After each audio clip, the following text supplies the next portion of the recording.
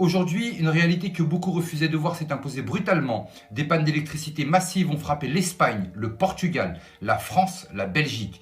Transport arrêté, communication coupée, Internet hors service. Le cœur même de notre société moderne s'est soudainement figé et la question qui brûle toutes les lèvres est simple, est-ce seulement une panne? Les feux tricolores sont devenus inutilisables. Les métros de Madrid, Barcelone, Lisbonne se sont tous arrêtés. Dans les hôpitaux, les générateurs ont pris le relais quand ils ont fonctionné. Des commerces comme Mercadona en Espagne ont été pris d'assaut, seuls à rester ouverts grâce à des groupes électrogènes.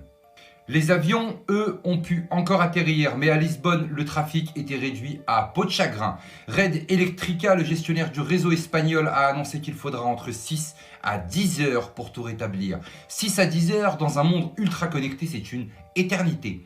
Officiellement, aucune cause précise. On parle d'un phénomène atmosphérique extrêmement rare. Mais dans l'ombre, une autre hypothèse enfle, celle d'une cyberattaque. Et alors, une autre question surgit. Si c'était délibéré, qui aurait intérêt à faire tomber l'Europe dans le noir? En temps normal, évoquer l'idée d'un blackout volontaire aurait valu moquerie et accusation de complotisme. Oui, j'en ai fait les frais plus d'une fois, nous y voici. Mais voilà, depuis des mois, des experts, des militaires et même d'anciens responsables de la cybersécurité alertent. Oui, ils alertent sur la fragilité de nos infrastructures électriques, sur les risques des cyberattaques massives, sur l'usage de ces blackouts comme prétexte pour d'autres opérations beaucoup plus graves. Et aujourd'hui, l'impensable est arrivé. En Espagne, l'armée a été appelée en renfort, le plan d'urgence de niveau 3 a été déclenché et il est difficile de ne pas voir dans cet enchaînement une répétition générale pour quelque chose de beaucoup plus grand. Nos dirigeants, eux, affichent leur habituelle assurance, conférences de presse maîtrisées, éléments de langage bien rodés. Mais derrière cette façade, la panique s'installe car ils savent.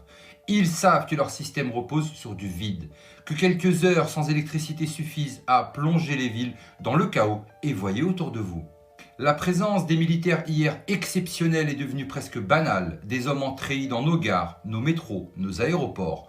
Officiellement pour notre sécurité. Mais aujourd'hui, qui peut garantir qu'ils ne sont pas là aussi pour autre chose? Pour encadrer des populations devenues ingérables si la lumière s'éteint pour de bon. Car quelque chose approche. Quelque chose de trop grand pour être arrêté maintenant. Certains parlent d'une réinitialisation mondiale, d'autres murmurent l'idée plus brutale, un coup d'État global, lentement déployé sous nos yeux, un basculement silencieux où sous prétexte de crise, nos libertés seraient suspendues, un nouveau monde imposé sans vote, sans débat, sous couvert d'urgence. Sommes-nous en train d'assister aux prémices d'un scénario écrit de longue date ? Sommes-nous en train de vivre le dernier acte de notre illusion de liberté? Serons-nous assez lucides pour comprendre avant qu'il ne soit trop tard ou bien continuerons-nous à croire qu'une simple panne d'électricité peut par hasard plonger la moitié d'un continent dans la nuit?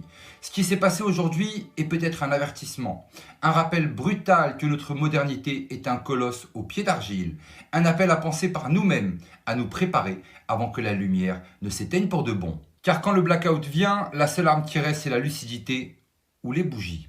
Et pour ça, je vais vous proposer un bon plan, c'est Light of Joy sur Instagram et sur TikTok. Ça vous permettra d'avoir un stock de bougies et en plus de nous permettre d'avancer sur la cause Babel TV. Prenez soin de vous et surtout n'oubliez pas, on n'est clairement pas au bout de nos surprises.